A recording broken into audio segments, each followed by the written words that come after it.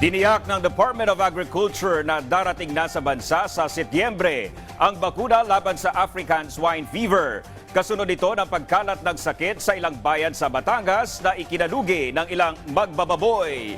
Yan ang ulat ni Benji Durango.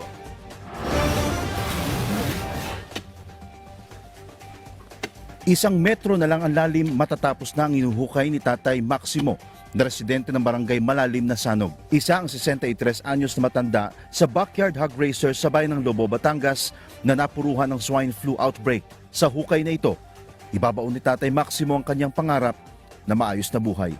Tay, ilan na po ang baboy na alaga ninyo na naililibing ninyo?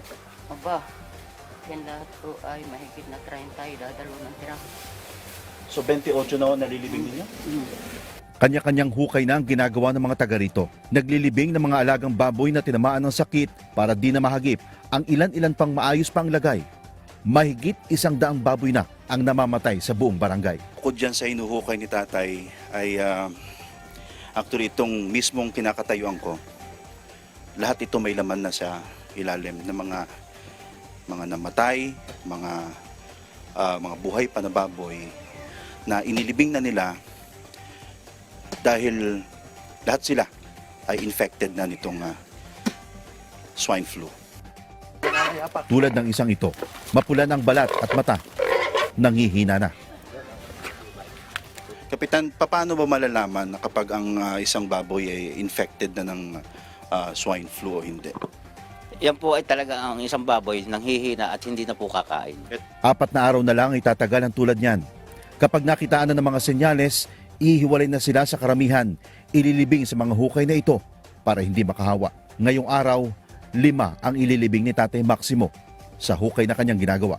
Ang lahat ng kanyang pagod, hirap at daang libong pisong puhunan sa 32 niyang alagang baboy, ibabaon na lang niya sa limot.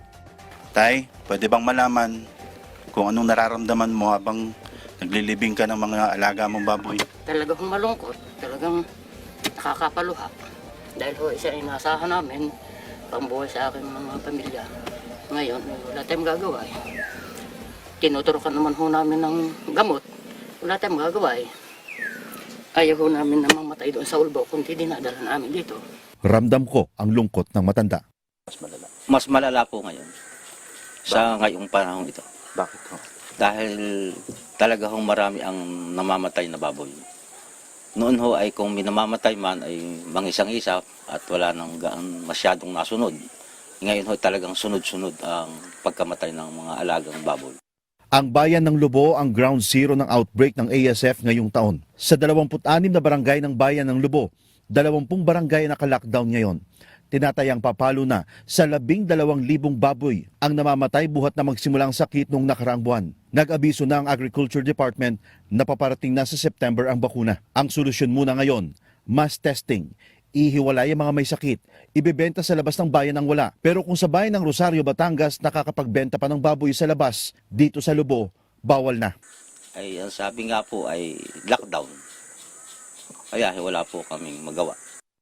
Kung papayagan sana, kahit papano'y makakabawi kahit barya ang mga mag-aalaga. At kung hihintayin pa ang pagdating ng bakuna bago ito gawin, mauubos muna ang lahat ng baboy dito.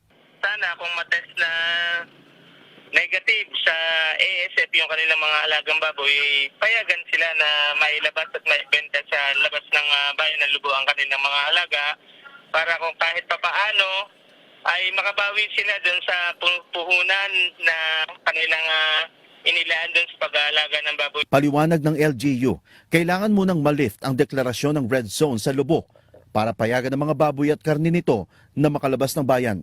Hanggat hindi pa ito tinatanggal, magtitiis muna sila sa parusa ng peste. Hog racing ang pangunahing kabuhayan ng mga taga-Lobo na pinipeste ngayon ng African Swine Flu. Benji Durango, para sa Pambansang TV sa Bagong Pilipinas.